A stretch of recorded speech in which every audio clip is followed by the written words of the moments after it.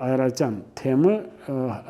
առաջնորդարանը համարում է հայրապետական թեմ, որտեղ ուրեմն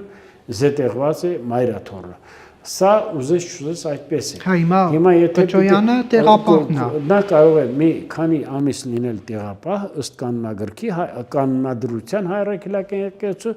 եւ պիտի կազմակերպվի ազգային եկեղեցական ժողովի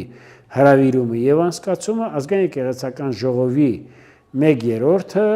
անպայման լինում են աշխարհիկ մարդիկ։ Հիմա կարող ենք այդ հույսով է այս ամեն ինչին խառնվել, որ մի քանի ամսով տեղապահ։ Ես կարծում եմ իրադարձություններից առաջ չընկնեք եւ կարծում եմ խստիվ կերպով ես դա բացառում եմ Նավասարդ arczepiskopos-ի կողմից ուրեմն բռնավ զավթելու հայ առաքելական Սուրբ եկեղեցու ուրեմն աթոռը, որն է ուրեմն մայրաթոր Սուրբ Էջմիածին է։ Եվ ինչ է կարծում ես գործընթացների հետո ինչ է լինելու։ Մենք դա տեսանք, որ սկզբից քահանան միացավ, հետո 2 թեմի առաջնորդներ, հիմա 10 հոգևորական։ Ես ձեզ հիմա հստակ ասում եմ, որ